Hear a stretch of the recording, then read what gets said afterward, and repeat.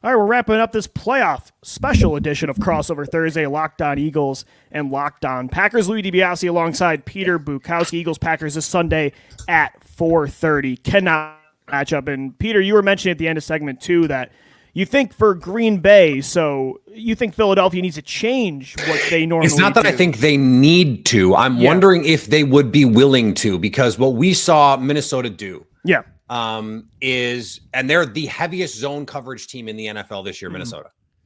They played man on I think in the first half, 60% of dropbacks. And I know that Philadelphia is not a true man coverage team. The Vic Fangio defense can often feel like man coverage. It can kind of look like man coverage at times because of the man match nature of what they're trying to accomplish. But they're not a true man coverage team. They play man coverage, kind of a mid. I think 15th was the way Field Vision interpreted it. Depends on how you want to define some of these things. But so I do wonder. I look at Quinyon Mitchell and Darius Slay and Cooper Jean and go, if they want to, they probably can play more man coverage against Green Bay than they've seen, or than the Packers have seen on tape. And I just want to hear from you if you think that's something that they might be willing to do, or if they're just like, hey, we think we're good enough doing the things that we do that we don't have to adjust to what the Packers do or what teams have done against the Packers. Yeah. We feel like we can get stops doing what we do. So I do feel like Vic Fangio is going to start off doing what he does. And the way the defense has had success, I don't think he's going to want to totally change up what they've done all year early on. But if Green Bay is having success, I saw a stat today, something to do with the Packers' success with the deep ball and how a lot of that has come from Jordan Love, drop 5-7 step dropbacks. It's not off the rip. And so for that, of course, you have to win with your pass rush quick. And especially if you're playing zone coverage, you can get hurt in that way. So I do think if they're having success, with the vertical game, if Jordan Love looks like the guy from last year's playoffs against the Cowboys and 49ers, Fangio has been really, and it was something I was nervous about when he was hired is, okay, how is he with in-game adjustments? I do think he has adjusted quickly this year, especially at halftime. He has been such a good post halftime adjuster. So if that is the case, I don't predict they're going to play man coverage from the jump. But if Jordan Love looks like the hot Jordan Love that we've seen in years past, then yeah, I think they will adjust because like you said, they have the personnel. And that's what bothers me sometimes is I understand that zone coverage is going to be used primarily in the NFL, but when you've got the guys and you have a Quinyon Mitchell playing 15 yards, 10 yards off the ball and just giving receivers space, it bothers me personally based on you're preaching to the choir on that. I'm a man coverage really guy, though. I played corner growing up, too, so it's just my personal preference, but I do think eventually they would adjust, but I don't think that's how they would start off the game. Yeah, again, I'm not suggesting they need to change what they do. It's just something that I think, especially without Christian Watson, who has been the man coverage killer for the Packers this season, is that something that they might be a little bit, or maybe just hey, we're going to press this team more often. Matt LaFleur talks about that the Packers receivers are going to have to be ready to have a physical day, both at the line of scrimmage and at the top of route stems. And just say, look, we're going to have to play through the contact because the contact is not going to get called. It's a playoff game. We don't expect the referees to give any help. In fact, he even joked, he felt like every time he mentioned before a game to an official, hey, this defense, they grab a lot, keep an eye on that. He's like, every time I've done that, I feel like we've gotten called on it. And so it's just sort of I don't even want to do that. And I thought that was amusing. I think if you watch the Vikings game, they were very, very, very physical. In basketball, when a team presses, right? Usually teams that press get away with a lot of physicality and they force the officials to say, we're either going to call this every time or never. Yeah. And in the playoffs, I think you can get away with that even more. Exactly right. And so that's why if I'm the Packers, I want to see more cover 2 from them. They're already a heavy cover 2 team. Press those guys at the line of scrimmage, try and throw off the timing. But I want to hear from you from an Eagles standpoint. Yep. Can Philadelphia, think of that week 1 game. If it's just the Saquon show, can they win this game just with Saquon Barkley, or are they going to need Jalen to make the 3 or 4 plays that he made in week 1 to get this game?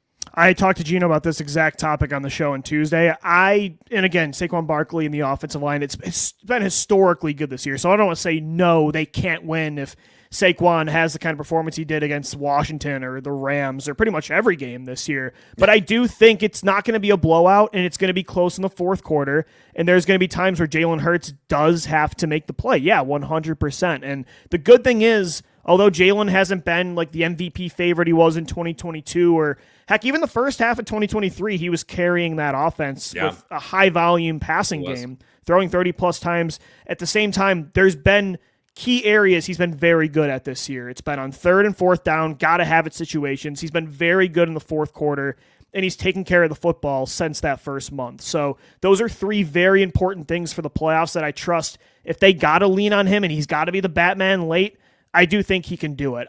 But again, they're going to want Saquon Barkley to lead them to a win in this one. So I don't think suddenly, don't expect to see what the game plan has been, the previous 2 years before this. I looked and I looked and I looked to try and find a place where this Eagles defense is vulnerable, because I truly believe this game comes down to, can the Packers offense score enough points? Sure. And what Jordan Love are you going to get is a great question for this one. Well, and what is Matt LaFleur going to ask of Jordan Love? If you go back and you watch that first week, he let Jordan Love just go out there and try and cook. And it worked, right? And they got a great run game performance. They averaged almost 8 yards a carry. Yeah, Jacobs had a great second half, especially. Josh Jacobs was really good. Emmanuel Wilson was really good. They got an explosive from Jaden Reed, a 30-yard run. We haven't seen them use Jaden Reed as a runner that much, except on 4th and 2 against the Bears on a jet sweep that I hated last week. But for this team, the one place that the Philly defense is not like awesome, it's in that intermediate part of the field, that 10 to 19 band. And it's not like they're bad. They're middling. They're like 16th in EPA per dropback against those throws. Here's the problem, Lou. That's the worst part of the Packers offense. So like, this is the issue. And I think this is the key, because a couple weeks ago, Tom Brady said something that I thought was so damning about this team. He said their intermediate passing game lacks detail. And I just thought that's tough. Like that sucks. But we've seen the intermediate passing game be a real boon for the Packers at times, going back to last year and going back to parts of Matt LaFleur's tenure. That's the thing to me, is can they take advantage of that intermediate space behind the linebackers, in front of the safeties in a 2-deep coverage? Can they get Jaden Reed? Can they sneak him in there? Can they get Tucker Kraft in behind? They got an explosive play on play action. It's a little mini Y leak off play action from the gun. They sneak Tucker Kraft across the line of scrimmage. The linebackers suck up on a run fake, and you get Kraft in behind. Can you get a couple of those? And to me, that can be the difference to scoring enough points versus not scoring enough points. Yeah, and I think for the Eagles, again, you were looking at like, where's the weakness in this defense? I think overall, personnel-wise, like the Packers have a very good roster on both sides of the ball. Yep. For the Eagles, though, I think the key is just going to be and it sounds cliche, but don't shoot yourself in the foot. I think that first game, again, you cannot, especially in the playoffs. The Packers did the same thing. Both teams tried to give the game away. Exactly. Jalen Hurts cannot be on his own 3-yard line throwing the football over the middle with 2 defensive backs surrounding AJ. He can't throw it into triple coverage. It's been something he has worked very hard at stopping since the bye week, and he's been very good at that. His turnover-worthy plays is down substantially compared to the month of September. So you cannot and Green Bay is a very good defense when it comes to turning the football over. Xavier McKinney, led the league in interceptions this year. So I think that's a key, and they have to start faster.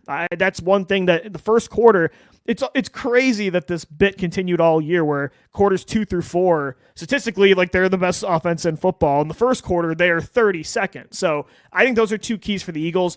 Don't turn the football over, and they got to start fast. I think getting A.J. Brown and Devontae Smith the ball early really helped them kickstart things against Pittsburgh. And I think tempo really worked too. I think sometimes this team comes out lackadaisical in the first quarter, and Green Bay, I remember watching those 2 playoff games last year. They jumped on those teams fast. So you cannot afford to be sleepwalking through the first quarter and say, hey, we're the Eagles, we're more talented than anybody, like we can do this. Like I really hope that is not the case again, because that was a theme all year. You sound like me, because that has been an issue for the Packers at various points this year, coming out slow, especially in big games. Like you think about the Lions game, they explode in the second half. The Vikings, both times, they explode in the second half.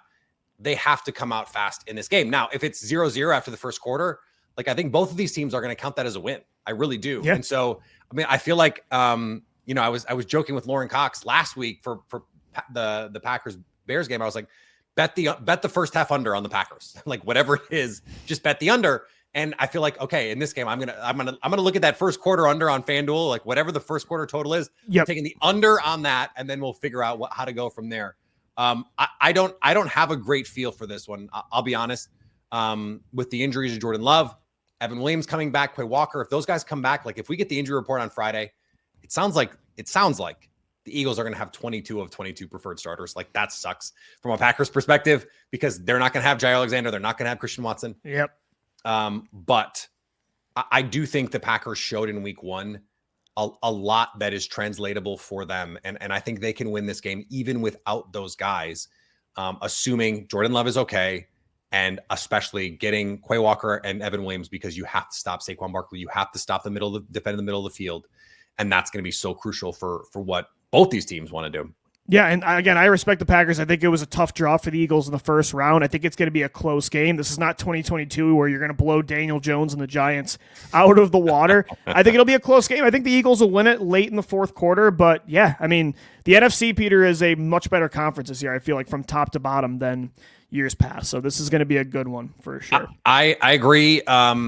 Luke Braun said to me a week or two ago, even after the Packers kind of peed down their leg against the Vikings, he said he thinks that the only teams that will beat NFC North teams in the playoffs are NFC North teams. The last time I checked, the Philadelphia Eagles do not play in the NFC North. So yeah, I will take the Packers late. And in the first game, the Packers, they kick a field goal in the low red zone when they probably should have gone for it. And Braden Narvison missed the field goal. Brandon McManus is not Braden Narvison. And I think the kicking game could end up being huge for the Packers in this one. So I think this has got like 31-34 kind of written all over it to me. But the country will take that. They'd love that. Listen, Fox would take it. Everyone would take it. And I was kind of going back and forth all week as to who I think was going to win it. But look, you pick the Eagles. I'll pick the Packers. Let's do it. And we'll break it all down after the game. It's going to be a great time. I can't wait to see it. I can't wait to do it. And we don't get to say let's do this again. But next year let's run it back no matter what.